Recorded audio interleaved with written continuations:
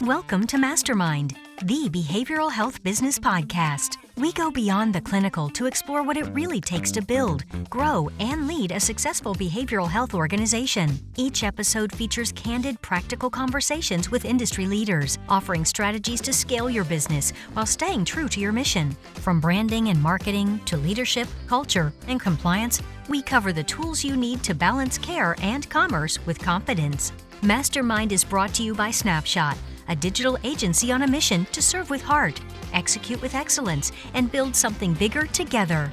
And now, welcome to MasterMined.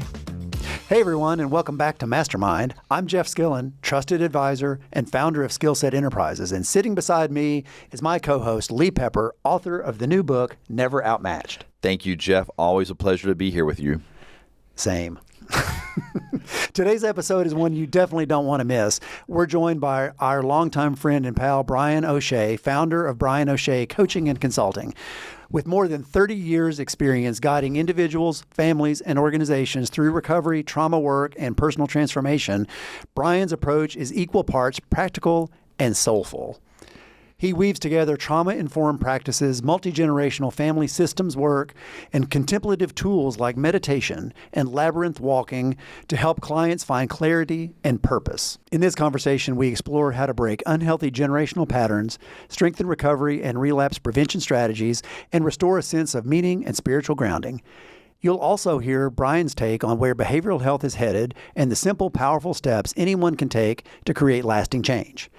Let's jump in. Brian, welcome to the show. Thank you so much for having me. I'm so honored. Well, I know Jeff and I were so pleased that you accepted our invitation because we've had such a long career and relationship working with you in a lot of different capacities. I mean, you've been a speaker at events that we've organized, and you've been involved in a number of interventions, on behalf of clients that you brought into different treatment centers that Jeff and I have worked with. So I wanted to give our audience just a little taste of a little bit of your background because you have such an illustrious background. I wonder if you would maybe just start off with how did you first get involved in behavioral health? It was a blessing, really. It was being recruited by people who were nationally prominent in behavioral health, who had one of their toes in self-help groups that I was a member of. And they sat me down and they said, Brian, your ability to help people in these peer-to-peer recovery environments, we're clear you need to work in behavioral health. And they recruited me into the field and pointed me to Dr. Judith Landau and to Heather Hayes and to foundations. And it's a blessing in my life. I was recruited into the only career that I ever have had a lot of success in. I was recruited into it.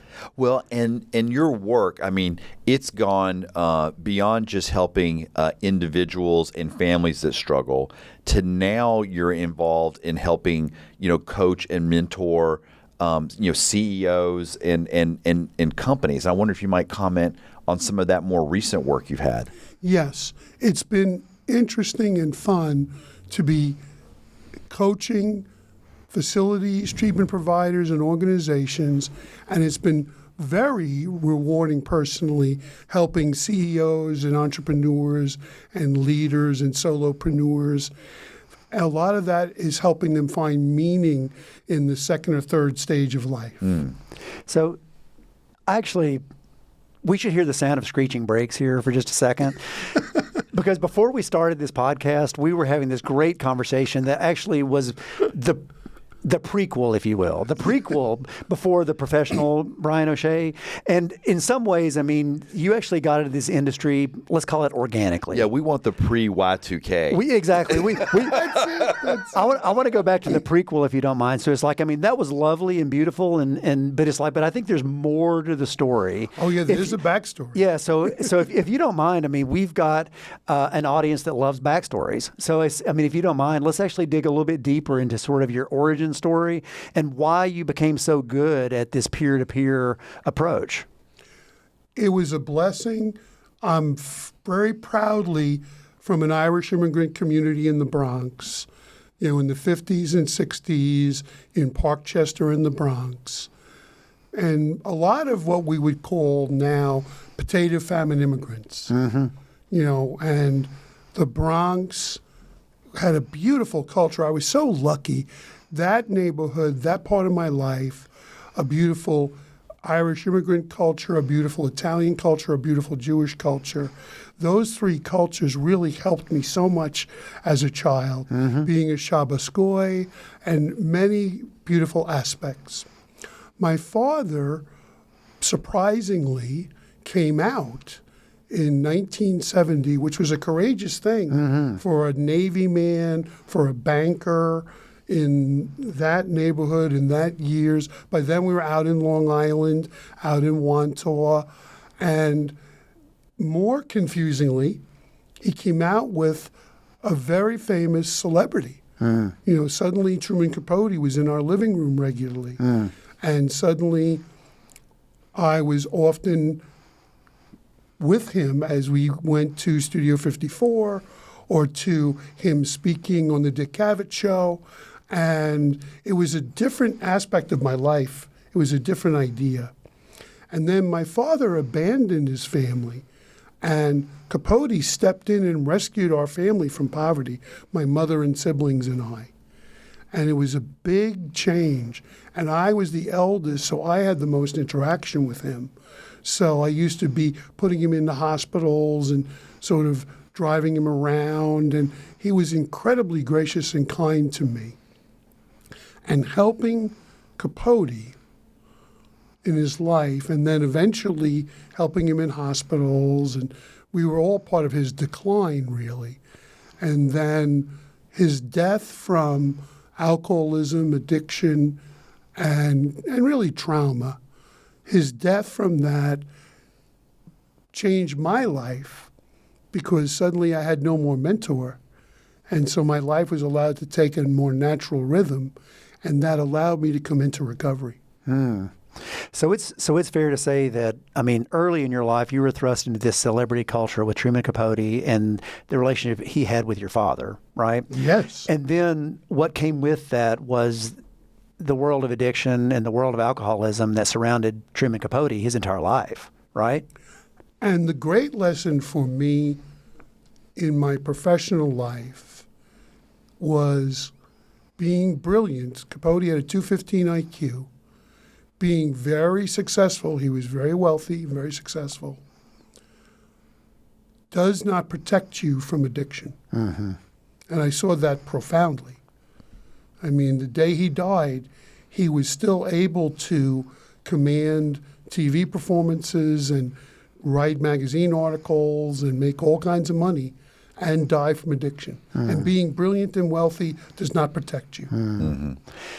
So I'm going to pick right back up where Lee left off in just a moment, but it just begs the question now that Truman Capote has had a resurgence of interest with the various movies and the various TV series. What is it like for you to experience seeing that resurgence, and then how is it to sort of vicariously live through those movies and series now? Well, the Hulu Capote feud versus the Swans. It was the first one where my family name was very involved in the pre-media and the advertisements. And there's an actor playing John O'Shea, and there's a beautiful actress, Beatty, playing Carrie Ann O'Shea, my sister. Truman changed her name to Kate Harrington. And it was a lesson for me, Jeff. It was a lesson for me, Lee. I realized I had not done enough of my own work around the grief work around Capote's passing away. I had not talked enough about Capote and what a role he played in my life.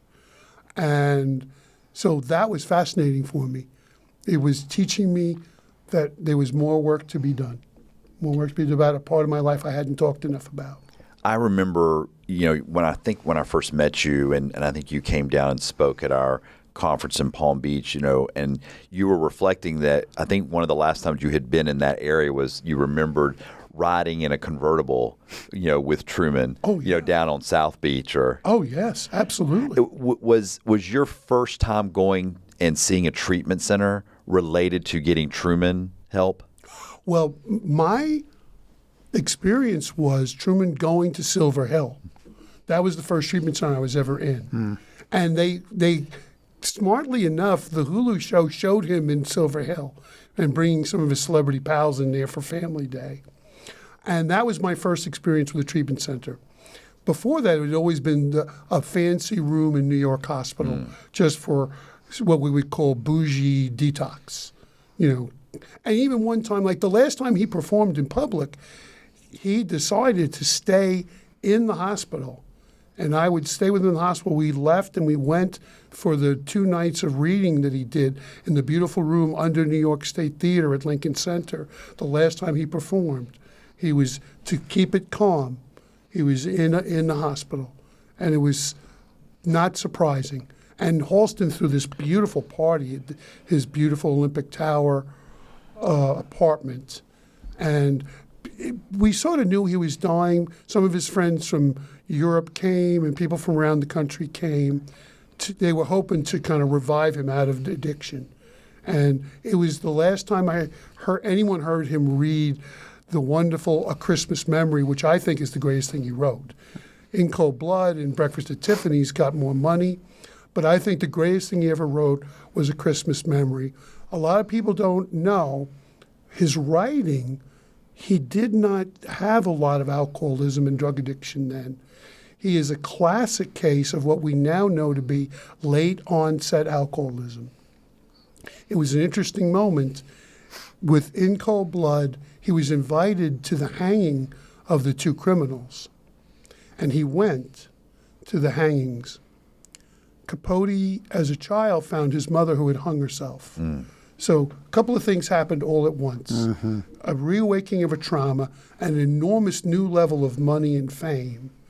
And when you study late onset alcoholism, we now know it can often be stimulated by a concentrated period of time with excessive substance use and trauma being reactivated. And the brain actually changes. So from then on, you're alcoholic.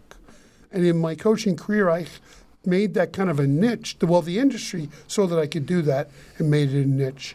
And I helped 4 very powerful men who had late onset alcoholism, which was nobody really knew how to treat.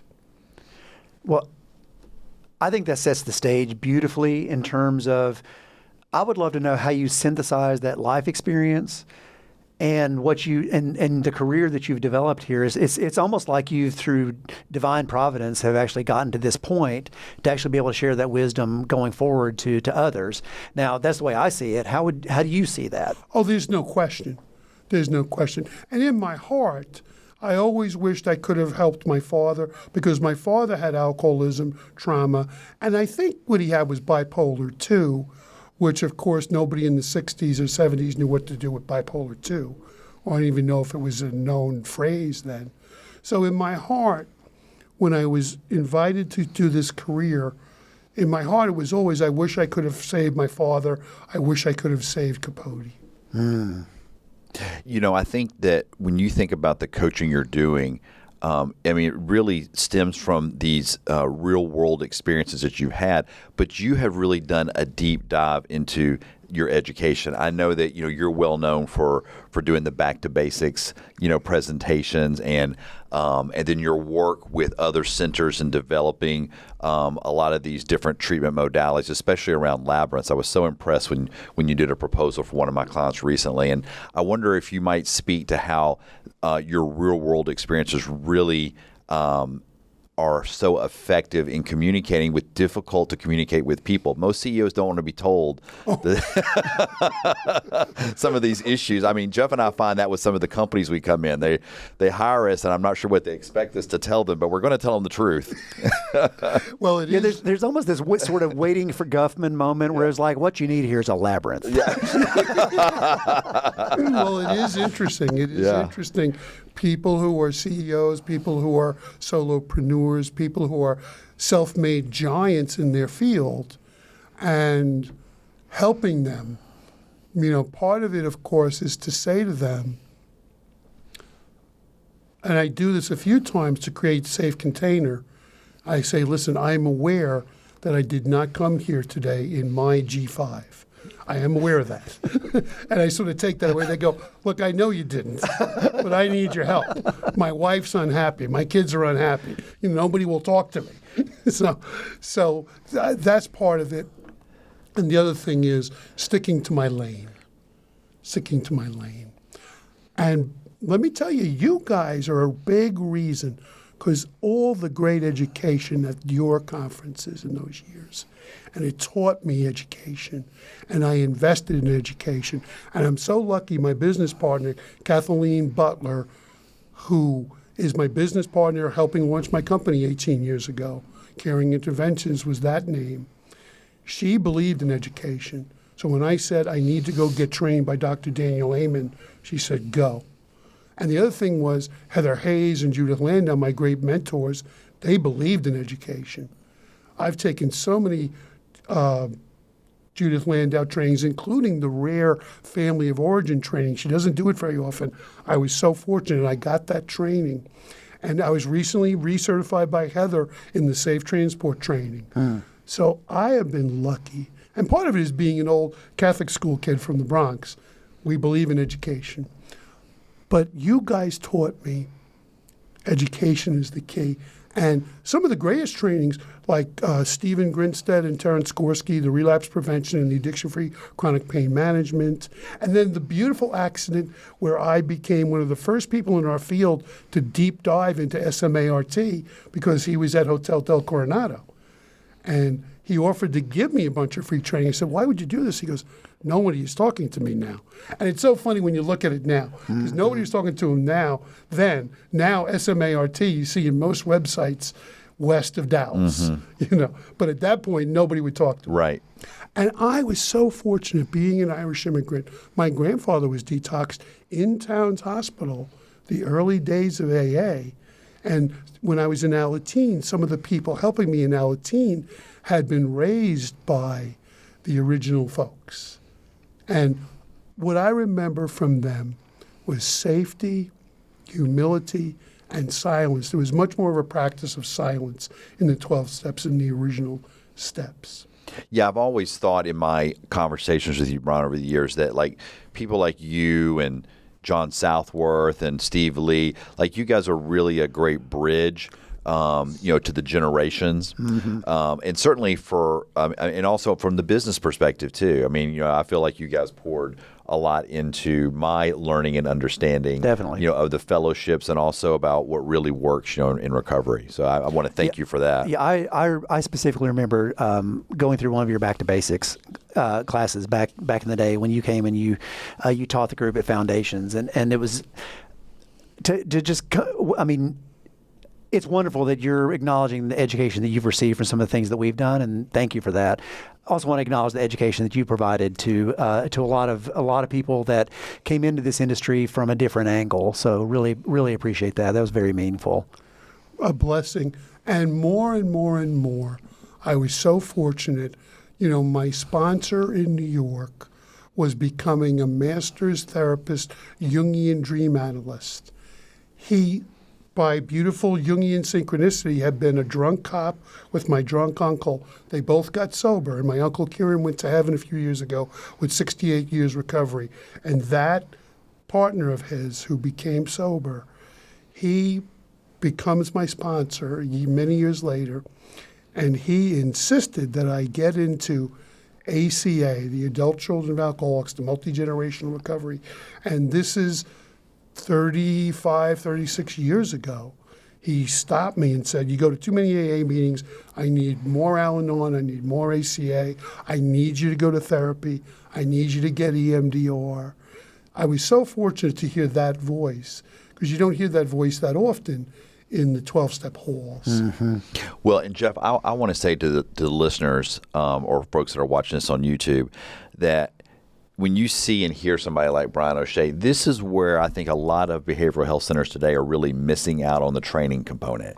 Because this is what, when I'm dealing with centers or if family members are calling for help, this is what they want to hear. Right. They want to hear this breadth of experience, this depth of experience and education.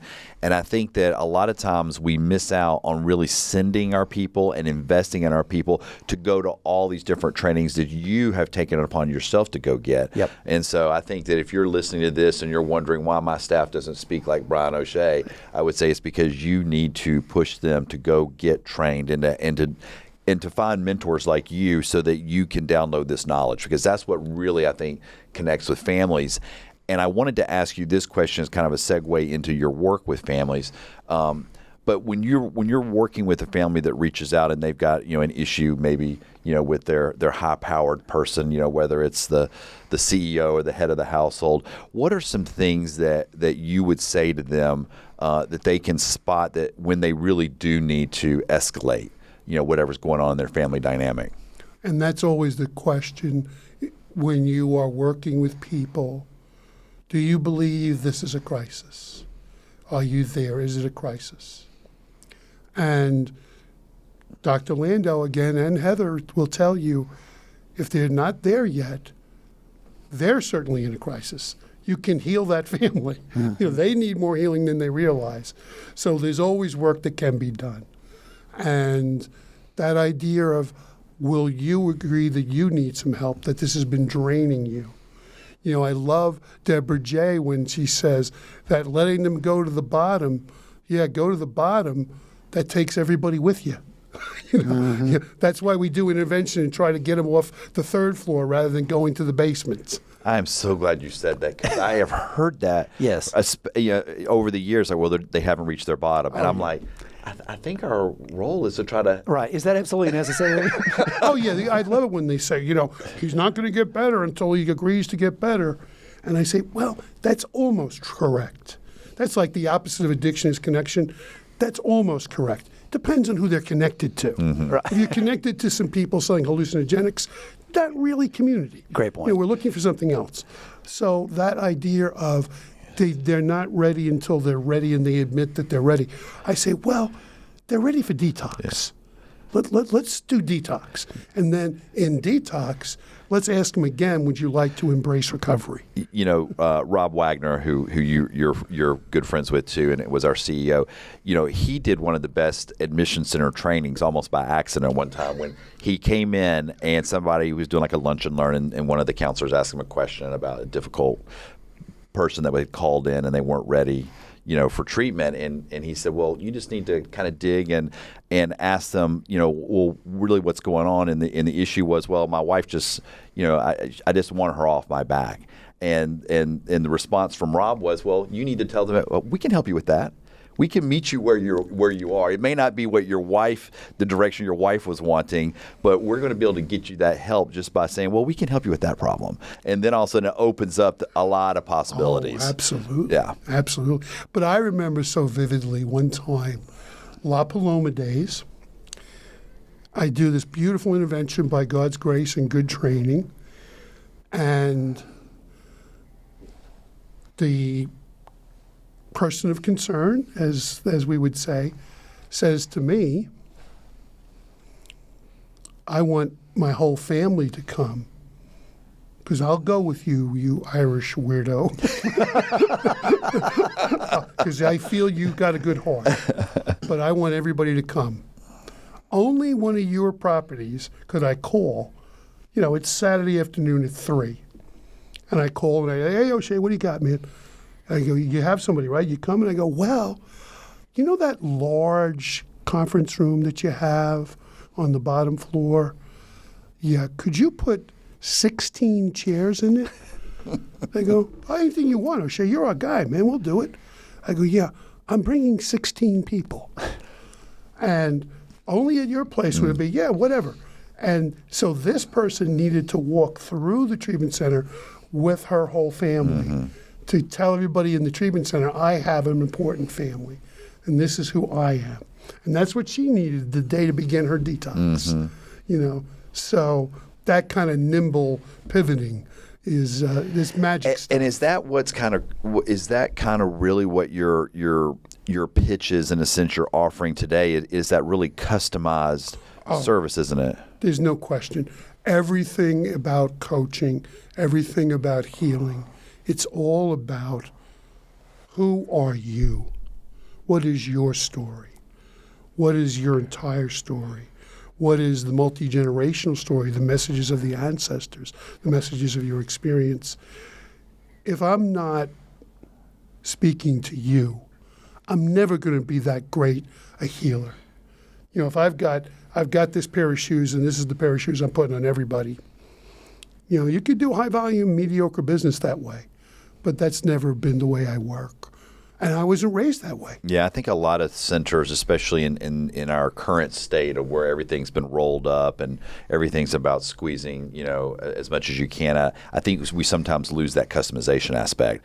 And I think that was something that our admissions teams were always super empowered to make it work.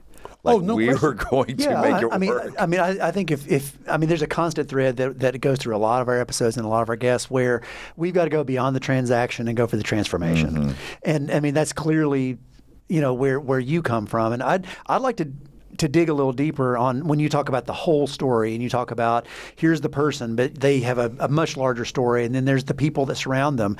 Let's talk a little bit about generational trauma. Absolutely. Let's talk about how you approach that. How do you open that story in a helpful way, and then how do you use that as a journey for healing? As a safe way to do that, it's so important. Often people don't like the big T word. Mm-hmm. They say, "I didn't have any trauma," you know, and I'm sick, and I'm looking at them and go, "You have plenty of trauma." So do you use a different word, or what? Well, what I said, I would love to explore. And this is, as I've created safety, I would love to explore what were some of the things you heard from your parents? What were some of the things you heard from your grandparents? What were some of the things you heard from cousins and aunts and uncles? What were some of the kind of practices? And walk them into hearing what probably or possibly is a message of poverty, a message of workaholism, a message of lack of, a message of you're not worthy, we're not worthy. And gently broadening that where they can see, and I do a lot of drawing. We put Aunt Tilly over here and your uncle over here and your cousin over here. We do the genograms, and we look at that. And looking at the messages of the families, the messages of the ancestors, that often is a way for me to allow them to give themselves permission to heal something. Mm-hmm. As somebody's listening to this, I mean, everyone is sort of the master of their own story, or at least you hope that they are. People might be feeling something right now as they're listening to this and they're thinking about their family story. What would you say to a listener who wants to dig deeper into their own story? And it's like, how do they, what offer some wisdom to somebody who's approaching that for the first time? One thing that helps is for you to listen to your gut, listen to the belly barometer, listen to how you're feeling, get in touch with how you're feeling. When you're with somebody that you don't feel safe with, spend less time with them and say less to them and don't share as much with them. When you're with someone you feel safe with, spend more time with them. And in your life, try to be more intentional to seek out some of the safe people. And if you don't have safe people, you can find safe people professionally or in peer-to-peer groups. We need safety. We need to tell our stories. We need to tell our stories in safe places. Give yourself permission. You know, when you said the safe places, it made me think about this other question that I had. You know, you're really well known for your work with designing labyrinths for a lot of different treatment centers. I know you've worked on a couple different opportunities with some of my clients. But what's interesting is a lot of people view whether it's having horses or llamas like at the guest house or a labyrinth, they view that as an amenity. And I'm always trying to educate. It's not an amenity. Like, we're doing work there, even on a volleyball court, you know, or an ice bath. There's therapeutic work being done. These things that we create. It's almost like giving permission. It's like now all of a sudden they're a lot more open to having. And I wonder if you might comment how your work designing things like a labyrinth and some of these other modalities that we work on at some of our treatment centers, aid, those clients in recovery. Oh, so powerful, so powerful. It reminds me when I was first learning about DBT and the beautiful training I got from Eric from New Roads Behavioral Health, where I really understood DBT. Talk about great training. I was so fortunate at Driftwood. Peter Fleur and Brad Kennedy would get anybody we wanted to train. They believed in training. But my joke that I thought was so funny, because people would say to me, well, what is DBT? Because it was kind of new. I'd say, well, Marshall Linehan took mindfulness and Buddhism and figured out a way to translate it into words so we could have CPT codes and bill insurance companies. and luckily, the day that I met her at one of your conferences, I knew a couple of the people with booths on either side were going to tell her my joke, so I decided to get ahead of it. She said, well, I measure Marshall Linehan jokes. That's pretty good. and of course, she would actually keep sort of a scale. Oh, yeah. She said, hey, it's an 8. So the labyrinth, also the Enneagram. Yes. The Enneagram, so kind of connected. These tools create a healing and a new way to communicate, a new way to heal that is powerful, and they are ancient. I love these things that predate everything. When you get a labyrinth, you can't say, well, it's not really Christian, it's not really Jewish, it's not really this, it's not really that. I go, yes, it predates everything. Right. Back when God was a woman. It was a different time. And to understand that silence, walking in with intention, going to the heart of the labyrinth, letting go of something, and then slowly walking out,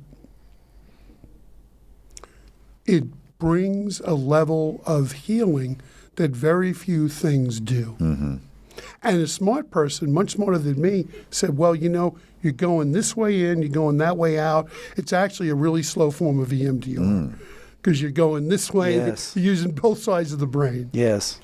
And it's interesting when you look at treatment and say, well, we don't have a CPT code for labyrinth. And I teach them, I go, so get a therapist there. Yes. And write a few notes and bill somebody. Well, I know in this day and age, we expect technology to be perfect, and perfection is what we're going for all the time. But here at MasterMined, we hit a snag in our episode with Brian O'Shea. And, we're going to keep it real and keep it humble. And Brian was kind enough to actually join us remotely to catch the back half of our episode. And our conversation was amazing. And we thought that it was so good, we wanted to re-engage and get the last part of that episode. So, Brian, thank you for joining us remotely. And always a pleasure to have you back on. I'm honored to be here.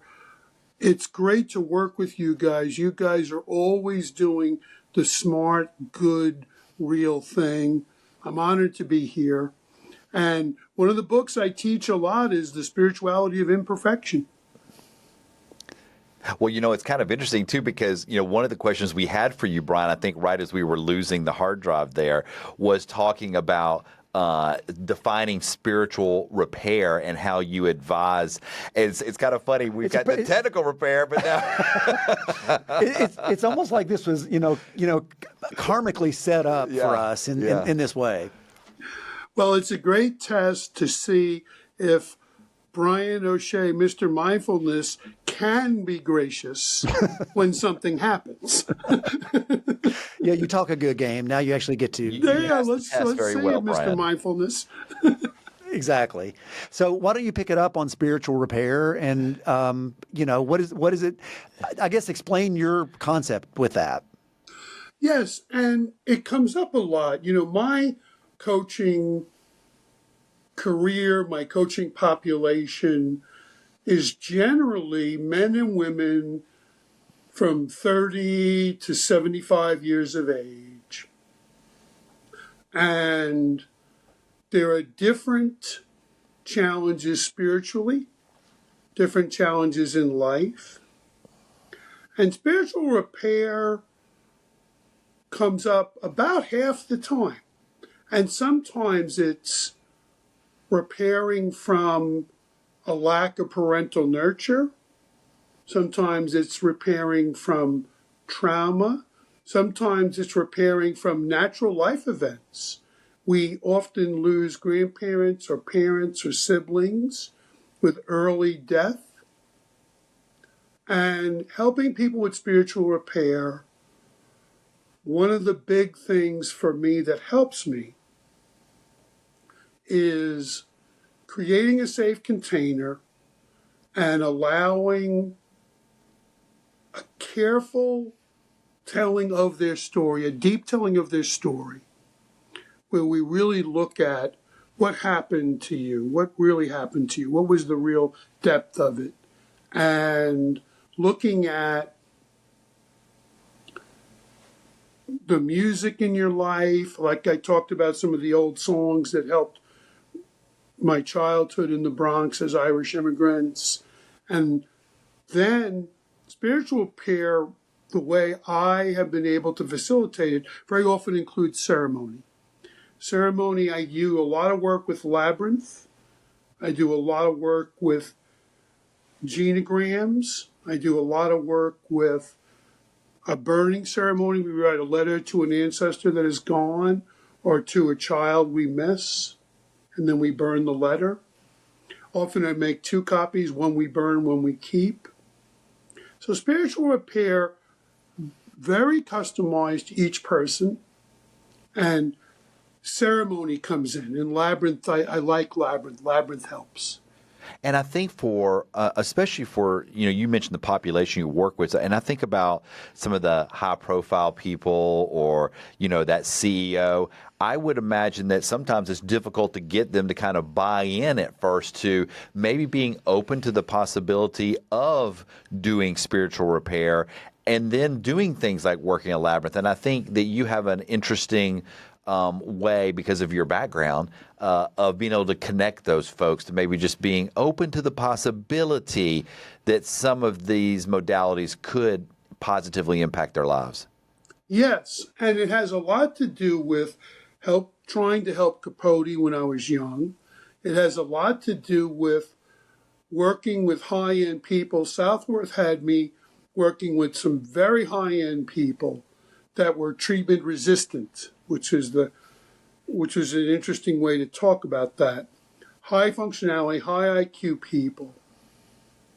And my experience with them gives me the confidence and experience where I can say, let's give this a try. This has helped other people. This has helped other very accomplished people.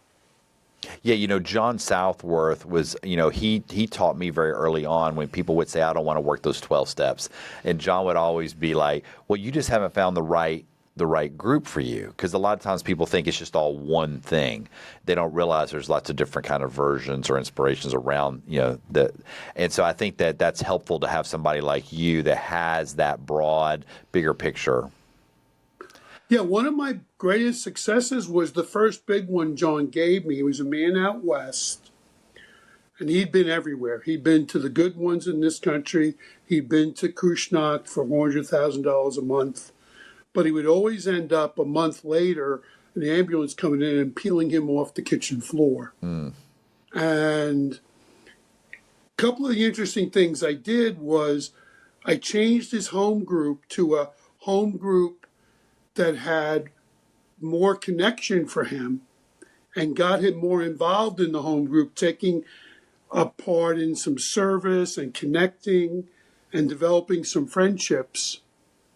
And then, interestingly, there were a couple of guys in the home group that the sober living they were in closed and they needed a place to live. And I moved him into his 12-bedroom house, and everybody signed a, if I relapse, I leave the house agreement with me as the judge, including the guy that owned the house. And so it became that interesting shifting to a group where he was more comfortable, community where he was more connected, and that was very powerful. And I was going to say, Jeff, I would love for Brian to talk about his work with Labyrinth. And I know you've done some work with Lee McCormick, who was one of the founders of the Canyon. And then I know you've done personal Labyrinth building with Jeff. That's right. And so I'd love for you to talk about that. Yeah, because Brian, a lot of people, it's one thing to talk about doing Labyrinth work, and it's another thing to say, I actually can build them. Exactly. And I had built a couple, and then Lee reached out to me, and Lee had done a lot of this. He had done a lot of sacred space creations around the country. And he called me a few times. I was so grateful. And he had this beautiful, Lee McCormick is a larger than life guy. I mean, he creates the canyon, he creates the ranch, he creates Integrative Life Center. Larger than life guy, incredible guy, as you guys both know very well. But he would call me up, Mio, come on, we're going on an adventure. And we would go, and then, Lee had a more spiritually driven idea of time frames. So I came to Nashville to do this project, and I figured I'd have 3 or 4 days, and then we would do this project. And he said, okay, look, everybody's coming tomorrow. No, everybody's coming in 2 days. We're gonna roll it out. I said, 2 days? and Jeff, you happen to be sadly sitting next to me, I think. And I said, will you and your son help me tomorrow? And you guys took me out there early in the morning, and I had my design ropes, and I had the rocks we were going to use to design the labyrinth, and you and your son helped me lay out that labyrinth, and it's a full deal labyrinth. It's 90 feet from top to bottom, 76 feet from left to right. It's a big deal, classic Cretan 7-circuit labyrinth where we buried a heart. It was all done so beautifully, and it was done with the brilliant, sacred support of your son and you, and we built this great labyrinth. And it's the labyrinth that I've been most connected to. People often write me and reach out to me, hey, I did the labyrinth, it was so great. It's out there by Cumberland, and it was a magnificent project. And labyrinth is that metaphor, you're entering metaphor. One is reminded of the old phrase, no man steps into the same river twice. The man is at a different point in his life, and the river is at a different point at that moment. And labyrinth is that same thing. When you enter labyrinth, you're entering metaphor, and you're working on a different goal, a different project, and you're at a different moment in your life. Yeah, I have a really fond memory of that, and doing that with you, and then understanding the power of the labyrinth. And I remember, so, we got out there about 5 a.m, and I think we laid that out in a matter of about 4 hours, and we rolled straight into a ceremony of christening that labyrinth. I mean, the burying of the heart of the labyrinth, absolutely. Yeah, and so it was very powerful, and I wasn't expecting a couple hundred people to show up, but there we were after we built it, and then all of a sudden a couple hundred people showed up, and boom, there it was. I mean, it was really pretty mystical when I think back about how that came together. And I was lucky, the same way I was lucky in intervention. When I was recruited into intervention, it was not popular then. There was no TV show. There were not a lot of people doing it.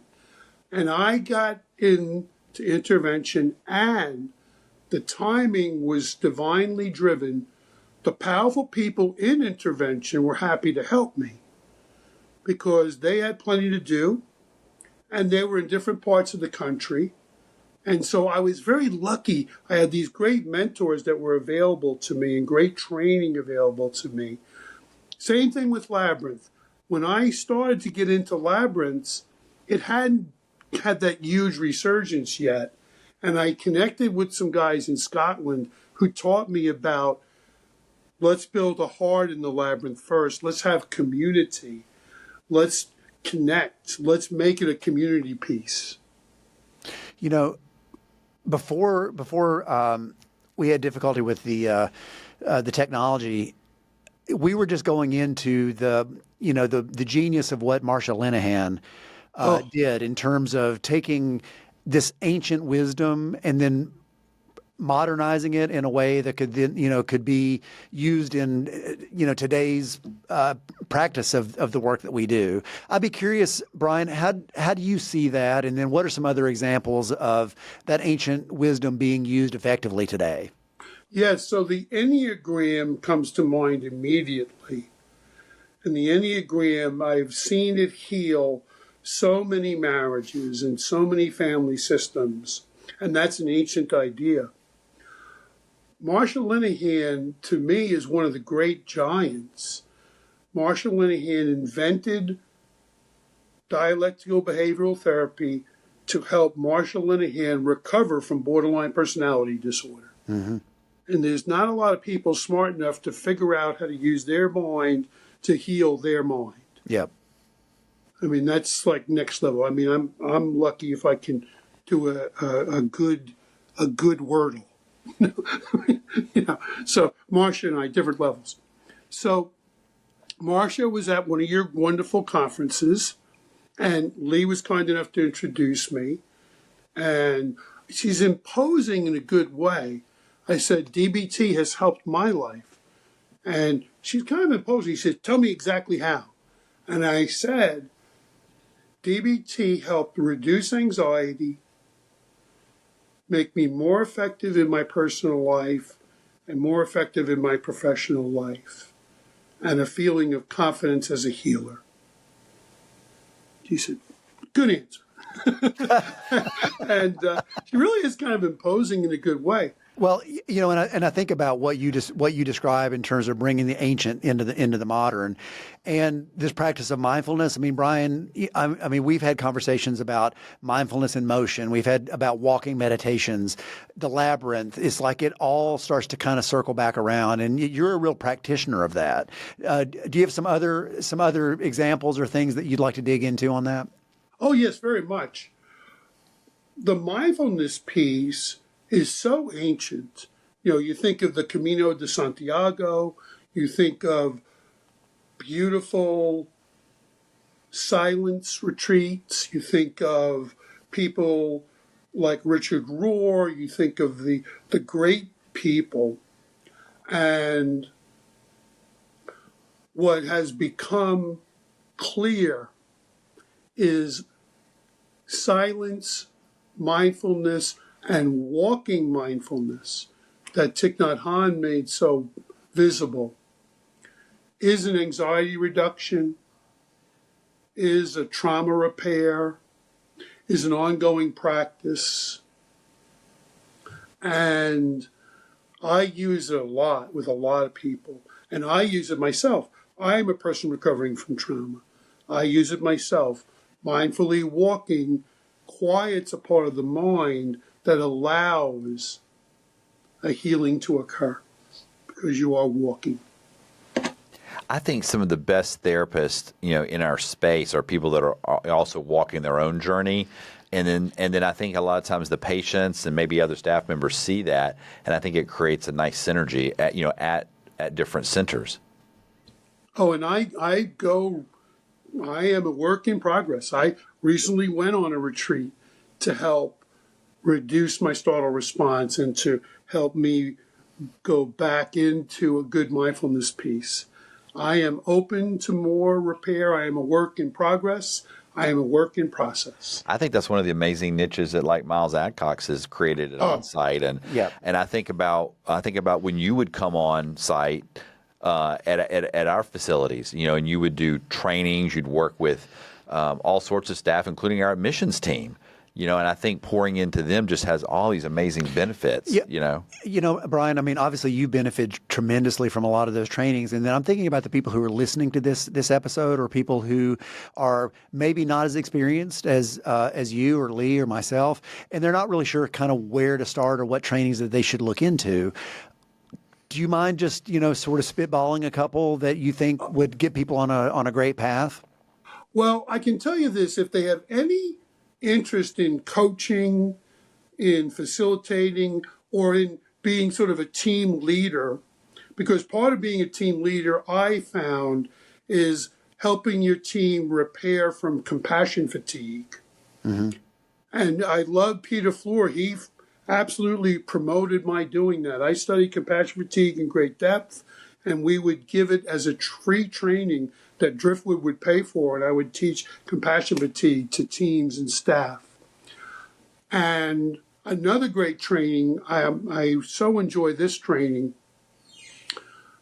Judith Landau and Nanette Zumwalt have the IRI, the International Recovery Institute, coaching training, which is 4.5 days.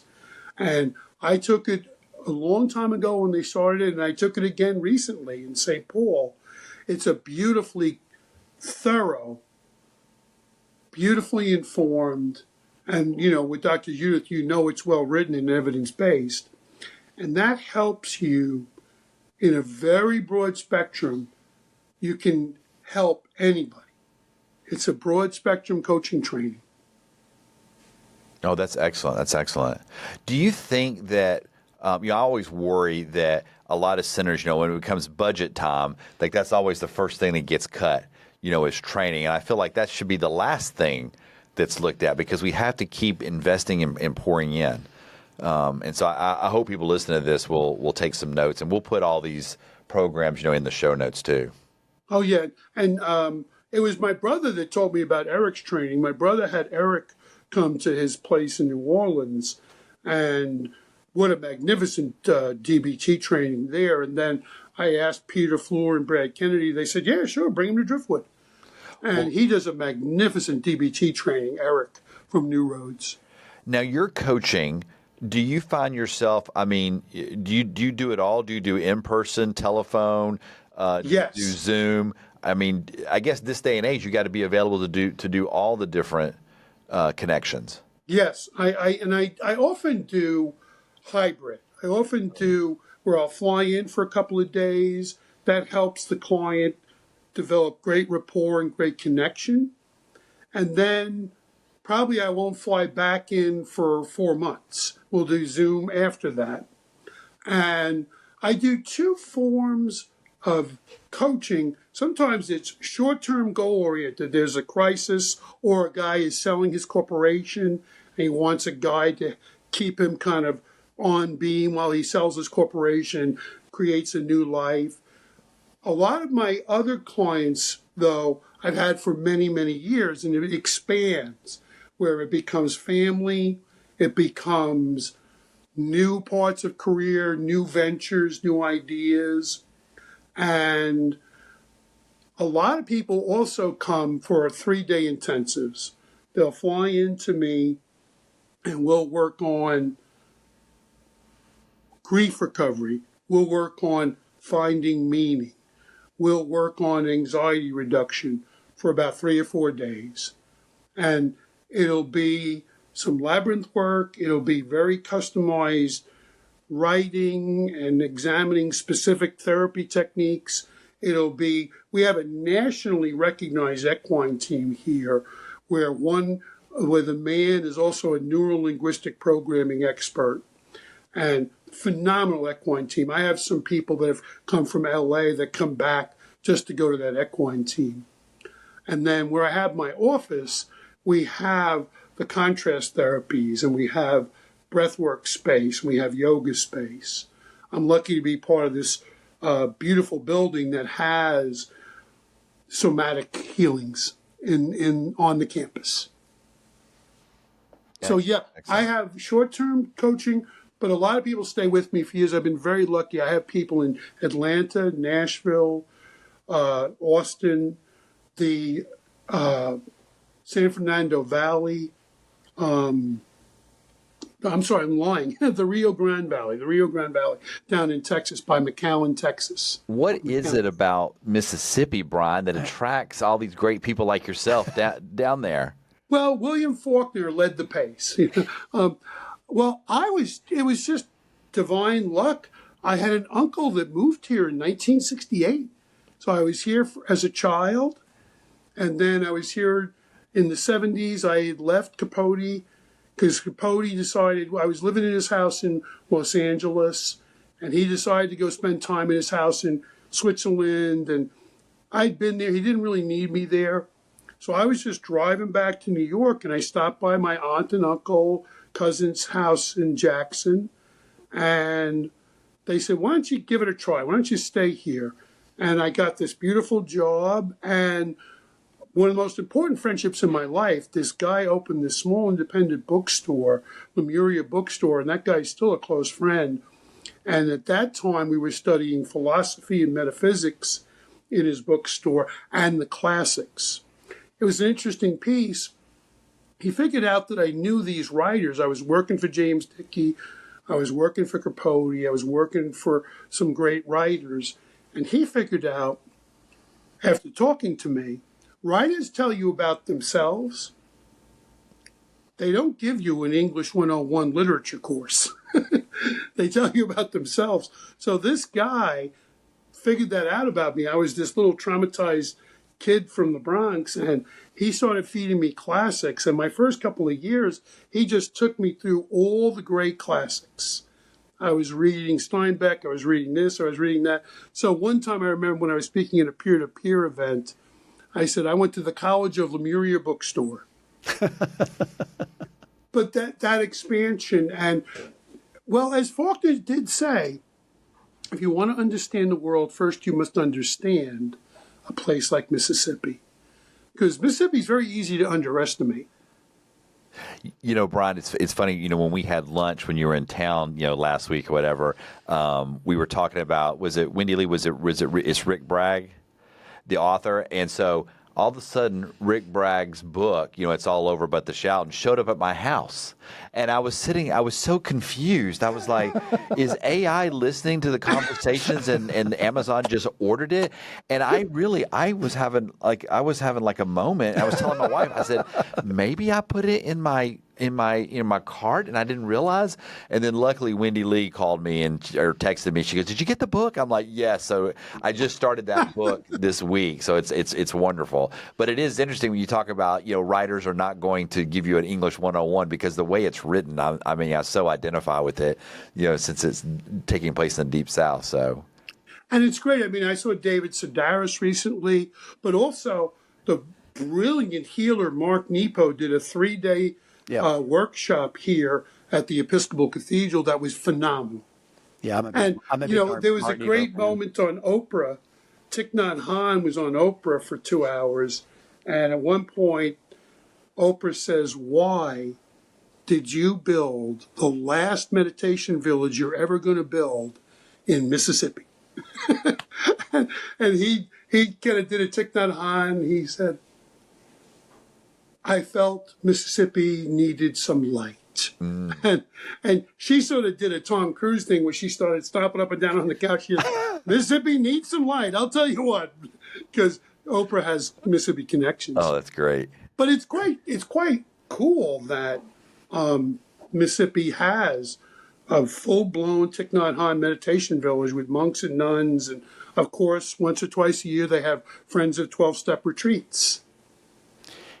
Yeah, I'm a fan of, it's easy to underestimate Mississippi because, I mean, I like to joke that sometimes Tennessee's just here to make Mississippi feel good about itself. That's right. You know, but I mean, it is true when you think about the creativity and you think about what has come from that state. Mm-hmm. I mean, it's phenomenal, and maybe that's a whole other conversation. I will say that. The technical glitch that we had gave me an opportunity to really reflect on our conversation, Brian, and I think about your journey, and what really comes to mind is from proximity to purpose. And I'd be curious if you'd be willing to actually share some wisdom or some advice to our listeners out there who are also maybe on that journey themselves from proximity to purpose, and, you know, give them some stepping stones or give them some wisdom in terms of what could they concretely do to then feel, you know, to move more closer to their life's purpose. Absolutely. And I'm so blessed as I have these clients I've had a long time, and it really gives you a sense of meaning because they tell you, Brian, you have improved the quality of my life and my family's life. How lucky am I? What I would say now, especially now, allow more phone calls to go to voicemail. Allow more emails to be returned in 24 hours. Allow more text messages to be returned later that day or the next day. Take yourself out of this feeling that you're a 911 operator. Being from the Bronx, many wonderful family members are fire service people, are EMTs, are policemen. Now, they are 911 respondents. Most of us are not. So I would say, try to reduce your response time, try to create more silence. What that does to improve your autonomic nervous system, as Bessel van der Kolk taught us, as Dr. Stephen Porges of polyvagal have taught us, to improve our polyvagal system, we improve our autoimmune system.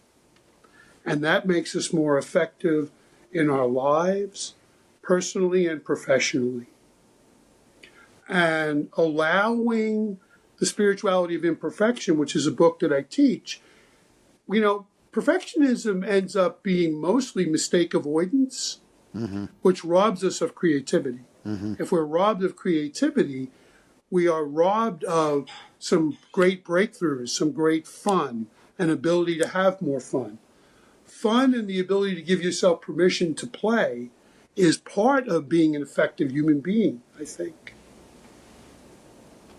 Excellent. Yeah, That's I think wonderful. Yeah, I think that's a really profound response. And what I'm hearing you say is that by being quiet and by creating that space, you're allowing that little small voice that knows the truth to speak up. And I think don't let Jeff yourself just be gave pushed you a around. title for a book too, Brian. That's it.